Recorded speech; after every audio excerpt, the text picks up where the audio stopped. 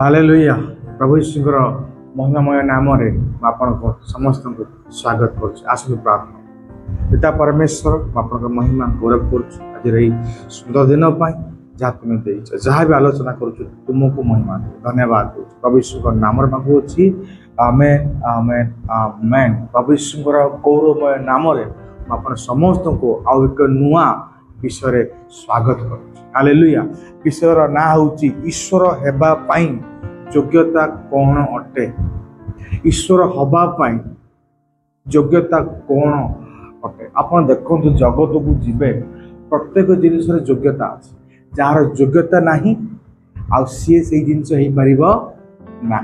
Hallelujah आपण चाकरी करने जातु पचार योग्यता कौन क्वालिफिकेशन कौन ये चाकरी पाइबा योग्यता दरकार आउ क्वालिफिकेशन दरकार। आपण पैंट सार्ट किना जातु आपण योग्यता खोजे भर कौन भल जिनस अच्छे कौन बेटर खोजे। आपण पनीपरिया किना जातु जहाँ भी जातु आने भल जिनस आने श्रेष्ठ जिनस आने कहीं भितर जहाँ जिनस आपन आवश्यक से विषय योग्यता ता भितर हवा दरकार। जदि नहीं ताहले से जिनस प्रकृत उत्तम नुह। तो आज विषय हूँ जे ईश्वर हवा पाई योग्यता कौन अटे। कारण ईश्वर जदि निज जड़े बोलूची कहूची तो ता भितर ईश्वरत्वर गुण गुड़ाक योग्यता गुड़ाक निहाती रहा दरकार। जदि नहीं ताले से ईश्वर बोली आम केवे भी धरवा कथा नुह कि विश्वास करवा कथा नुह। आज आसना आम जाना जे ईश्वर हवा पाई योग्यता कौन अर्थ। प्रभु यीशु जो निज ईश्वर कहते बोलाउंट प्रकृत में कौन भर ईश्वर हवा पाई योग्यता अच्छी। तो चारोटी विषय मु बाछी जो चारोटी विषय द्वारा आम प्रभु यीशु को परीक्षा करवा योग्यता गुड़ा को आम चेक करवा से योग्यता को से पास करेंगे ताले प्रकृत में सी ईश्वर हवा पाई योग्य अटन। ता पूर्व किसी पद गुड़ा आम पढ़ा जदि आप जोहन पुस्तक 14 पर्वर 8 पद आउ 9 पद पढ़े एठारे फिलिप कौन कर प्रभु यीशु को कहते जे ईश्वर को दर्शन कराओ पिता ईश्वर को दर्शन कराओ। प्रभु बड़ा कथा कहते अरे मु तुम सहित एत वर्ष रही तुम्हें कौन मत जानी पाइलन देखी पाइलन बुझी पाइलन। तो सी कहते पिता को दर्शन करवा अर्थ मत दर्शन करवा सहित सामान। तुम मत दर्शन करुच तुम पिता को ईश्वर को दर्शन करुच। फिलिप एटी प्रभु यीशु फिलिप को कौन कहना चाहते ना मु ईश्वर। हालेलुया तुम यदि मत दर्शन करुच पिता को दर्शन करुच तुम यदि मत दर्शन करुच ईश्वर दर्शन करुच। तापर लिखा जाउची जोहन पुस्तक 10 पर्वर 30 पद आउ 31 पद। एठी कौन होची जिहुदी मानक सहित प्रभु यीशुଙ୍କର कथावार्ता चली कथावार्तार शेष आड़ को प्रभु यीशु कहते जे मु आउ पिता एक। हालेलुया मु आउ पिता कौन तू एक तू। से कौन कहना चाहते ना पिता जो गुण पिता जो कर्म पिता जेमिति शक्ति सामर्थ्य प्रेम अधिकार पूर्ण अटंती गौरव पूर्ण अटंती मु भी मध्य शक्ति प्रेम आदर गौरव सामर्थ्य पराक्रम मु पूर्ण अटे। अर्थ पिता जे भली मु भी मध्य से भली मु आउ पिता एक अटे। अर्थ मु मध्य ईश्वर अटे मु ईश्वर अटे। तो ये कथा से कहते जिहुदी मैंने कौन कहते रागिकी आउ पत्थर उठाऊँ मारिया कहीं ना यीशु निज ईश्वर बोली स्वीकार कर सम्मुख में जिहुदी लोक मैंने रागी जाऊँ। हालेलुया तो जोहन पुस्तक 14 पर्वर 6 पद ये अति सुंदर लिखा जाऊँगी। प्रभु यीशु कहते जे मु पथ सत्य जीवन यदि मो दे कई पिता निकट को न जाए ताले से पिता निकट को जाई पारिबो नाही। हालेलुया यदि यीशु केवल कही था मु ईश्वर अटे तो चली था। दुनिया बहुत गुड़ा ईश्वर अच्छा यीशु मध्य अन्यतम आउ जड़े हो गले तो चलो कि यीशु ये गोटे गुरुत्वपूर्ण कथा कहते कौन ना मु पथ सत्य जीवन यदि कई मो दे न जाए तो पिता निकट को जापर ना। तो से क्लेम कर ही एकमात्र ईश्वर अटे आदि मो द्वारा न जीव ईश्वर ताकू जापर जो एकमात्र आसे से लोक को आमको परीक्षा कर आवश्यक। यीशु कहते या प्रभु तो कहले मु ईश्वर अटे कहते कौन ना मु एकमात्र अटे यदि मो दे न जीव कि पिता पाखु जापर नहीं जो एकमात्र आसे जो व्यक्ति एकमात्र बोली निजको कहे एकमात्र बोली ब्रह्मांड रे से व्यक्ति को टिके परीक्षा करिवार अछि जे से जो विषय को नै कहूची प्रकृति से विषय पाई ता भीतर योग्यता अछि कि नहीं ता विषय में जानिबा निहाती आवश्यक। तो तारटी विषय द्वारा हमें प्रभु यीशु को परीक्षा करिबा जे प्रभु यीशु कहउछथि मु ईश्वर अटे आ मु एकमात्र अटे मो दे न गले ए ईश्वर पाखकु बा पिता परमेश्वर पाखकु जाई परिबो नाही। सेही जो चारटी विषय मु बाछिची ए चारटी विषयर ना होची एया जे निजकु एकमात्र ईश्वर कहूची बा निजकु ईश्वर बोलूची से सत्य हवा दरकार। प्रथम विषय सत्य हवा दरकार, द्वितीय विषय से पवित्र हवा दरकार, तृतीय विषय से जीवित हवा दरकार, चतुर्थ विषय जोटा कि लास्ट सीए पूरा जगत को परिचालना बा चलई पारुथबा दरकार। चारटा विषय से सत्य हवा दरकार, से पवित्र हवा दरकार, से जीवित हवा दरकार, पूरा जगत बा पूरा ब्रह्मांड को चलई पारुथबा दरकार। जो चारिटी क्वालिफिकेशन ता भीतर अच्छी ताहले ताकू आमे ईश्वर बोली बा एकमात्र ईश्वर बोली ताकू आमे ग्रहण करि परिबा। ताले चारिटी विषय द्वारा प्रभु यीशु आमे परीक्षा करिबा। से सत्य हवा दरकार। सत्य हवा अर्थ कौन ना से जे दिने धरा को आस्तिले जगत को आस्तिले तार प्रमाण रहिबा दरकार। कथा कल्पित कहानी जदि हब ताले सीए ईश्वर हवा पई योग्य न। से कौन प्रकृत में प्रभु यीशुर ऐतिहासिक प्रमाण थिला जगत को आस्तिले बोली से कौन सत्य बोली किसी प्रमाण अच्छी? हाँ आज्ञा प्रमाण अच्छी। कौन ना रोमियो ऐतिहासिक कारक ताको ना थिला टासिटस। से रोमियो हिस्टोरियन थिले आउ सीए रोमियो माने अपन जानि पड़थिबे ख्रिस्टियन विरोधी थिले। ख्रिस्टियन विरोधी हेले भी से तांको पुस्तक रे वर्णना करचंती जे यीशु बोली जने व्यक्ति थिले आ जगत को आसिले आसिकी यहूदी मानक द्वारा लोक मानक द्वारा ताड़ना प्राप्त होई कि क्रूस रे चढ़ा गला आ से पुनरुत्थित हेले। हालेलुया। आउ एमे जानिबा लेखा होची यहूदी स्कॉलर फ्लावियस जोसेफस। तो ये यहूदी लोक थिले जोसेफस। यहूदी माने ख्रिस्टियन माने को घृणा करथि। ये भी मध्य बाध्य होइथिले आ ताको पुस्तक रे लेखिया पई जे यीशु बोली जने व्यक्ति थिले आ से धरा पुस्तक आस्तिले आ ताको सहित विभिन्न प्रकार अत्याचार करिकी क्रूस रे चढ़ा गला आ तृतीय दिन से जी उठिले। आउ शेष रहउची ग्रीक फिलोसोफर सेल्सस।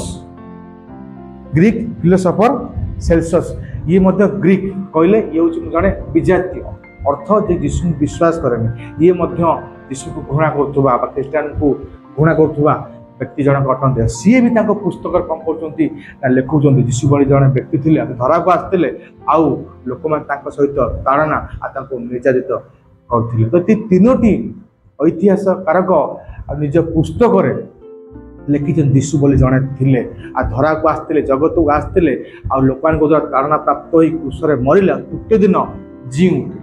हालेलुया। आ ये तीन जण थिले ख्रिस्टियन ऐतिहासिक कारक नथिले ये ख्रिस्टियन विरोधी ऐतिहासिक कारक थिले। जदि गुडे विरोधी लोक घृणा करथुवा लोक यदि जनक विषय कहूची ताले यह निहाती सत्य हेतिबो। हालेलुया। यीशु सत्य अटंती अर्थ ऐतिहासिक कारक प्रमाणित परमेश्वर अटंती। द्वितीय विषय आम जानिबा से पवित्र हवा दरकार। जे ईश्वर से तो सत्य हवा दरकार। द्वितीय कौन हवा दरकार? से पवित्र हवा दरकार। से प्रकृत में पवित्र हवा दरकार। कारण साधारण लोक भली यदि सी हेले से ईश्वर केमती हे? साधारण लोक चोरी करछन्ती ये भी चोरी करे। साधारण लोक व्यभिचार करछन्ती ठकुछन्ती गाली करछन्ती मारुछन्ती हिंसा करछन्ती आ ये भी जन से भली आइ जे मारिबे गाली करे व्यभिचार करिवे ताहले ईश्वर मध्य आ मनुष्य मध्य पार्थक्य कौन रहला? हालेलुया। से पवित्र हवा दरकार अर्थ तांका भीतर कौन प्रकार ना पाप अधर्मर टिके लेस भी टिके बिंदु विसर्ग भी ता भीतर रहिबा दरकार नाही। जदि रहिबो ताले से ईश्वर हे परिबो नाही। से सत्य तो आमे जानले बर्तमान जानले से पवित्र हवा दरकार। माथी पुस्तक 1 पर्व 23 पद पढ़िबे एटा लिखा जाउची जे दूत कहउचंती जे कोन जने कुंवारी गर्भवती होई आ पुत्र प्रसव करिवो ताको नाम यीशु बा इमानुएल दब। हालेलुया। कौन हबो ना से कुंवारी किए? मरियम।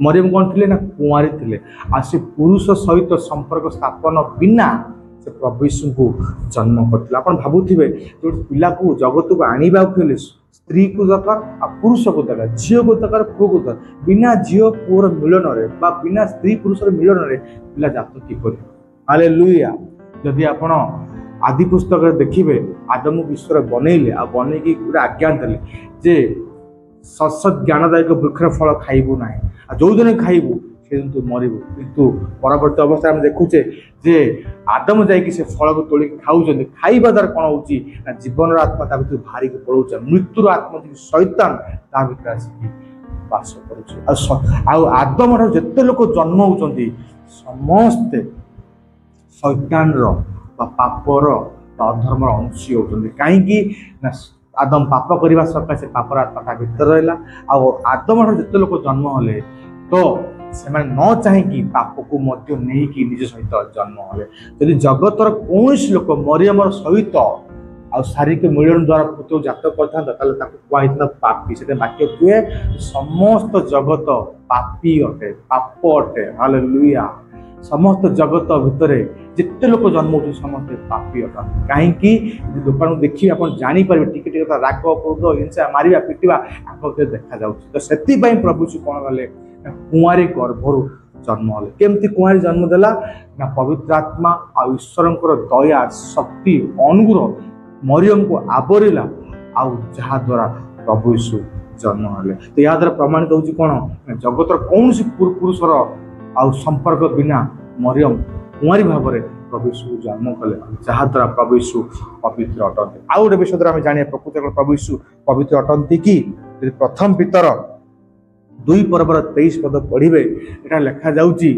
जे प्रभु यीशु को ताड़ना विषय प्रभु यीशुଙ୍କର निर्यातना विषय लिखा जाउची जे प्रभु यीशु को हाथ गोड़ कंटा बाड़ी दिगला मुंडरे कंटा मुकुट पिंधे दिगला विधा चापुड़ा मरागला मुखर छेप पकागला पिठे कोरड़ा प्रहार मरागला हालेलुया एभली कि लोक थट्टा परिहास कले उल्लंघन करके क्रूस पर टंगई देले किंतु एते सब हैला परे प्रभु यीशु चुपचाप होते जो मैंने निंदा करते निंदा बदले निंदा दौ नथिले जो मैंने दुख दौले विभिन्न प्रकार उपाय कंटा द्वारा आउ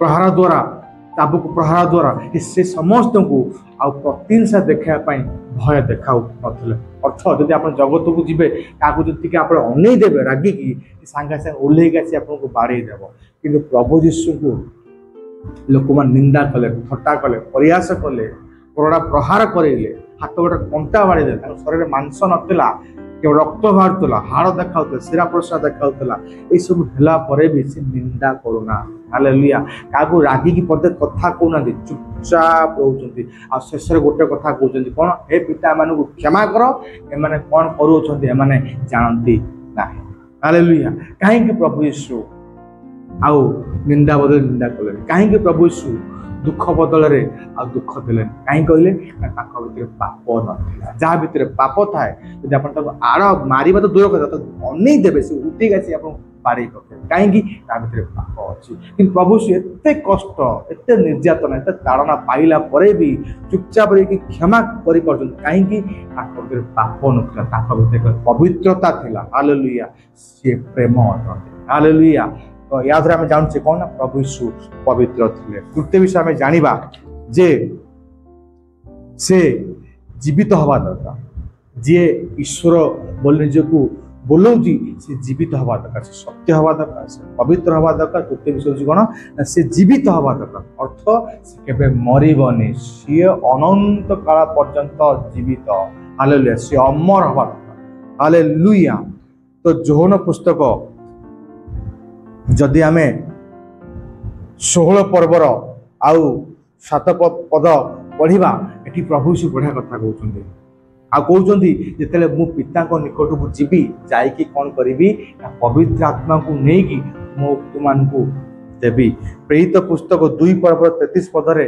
लिखा जाउची जे प्रभु यीशु मला परे उठिले आ उठिकी जाई कौन कले से पवित्र आत्मा को आणिकी लोक मान को दौन अच्छा मत कहतु जे मरिकी था सी कौन पवित्र आत्मा को दे पार था कि आज आम ख्रीष्ट विश्वासी माने पवित्र आत्मा परिपूर्ण हो पार था कि जदि परिपूर्ण होचे ताले प्रभु यीशु मरिकी नाहांती तृतीय दिन उठिले आ स्वर्ग को जाइकी पिता परमेश्वर ठारू पवित्र आत्मा को नेकी आमान को देइचे यहाँ प्रमाण करे जे प्रभु यीशु अमर अटंती जी उठिचंती आ सी मरी नाहांती हालेलुया। आउ गोटे विषय आपन कहया को चाहूची 12 जन शिष्य विषय 12 जन शिष्य जीवन जदि आप देखिए आपको आश्चर्य लगे 12 जन शिष्य जाक समस्त कदर्य भाव में मरछन समस्त ताड़ना निर्यातना को प्राप्त होगी मरीछन कहीं से लोक को कहते जीशु आम पाप निमंते मले आम धार्मिकता प्राप्ति निमंते जी उठिले से कथा कहती लोक रागिकी बाड़ाती पिटती निर्यातना दियंती कहती तू अस्वीकार कर जे प्रभु यीशु पाप निमंते मरी ना अस्वीकार कर जे प्रभु यीशु जी की उठी ना से मरिकी कबर अच्छा से कहते आगे आम निजे सो चक्षु देखीचु आम किपर आम आपको अस्वीकार कर प्रभु यीशु जी की उठी ना बोली आप मारी दिंतु पछे किंतु आम मैंने यह स्वीकार करूँ जे प्रभु यीशु जी को उठी भाव में 12 शिष्य को निर्यातना दिगला ताड़ना दिगला विभिन्न प्रकार भागरे विभिन्न प्रकार देश मान ताड़ना निर्यातना दिगला आ कथा जीवन हालेलुया। आपन थरे कहतु कि मिछ कथा जीवन दे पारिबो कि सत्य कथा जीवन दे पारिबो हालेलुया। तो शिष्य मानकर जो मरिबा विश्वटा प्रमाण कर मृत्युटा शिष्य मानकर मृत्युटा प्रमाण करे जे प्रभु यीशु जी उठिचंती मरिकी नहांती कारण मिछ पाई के जीवन दबने सत्य पाई जीवन दब हालेलुया।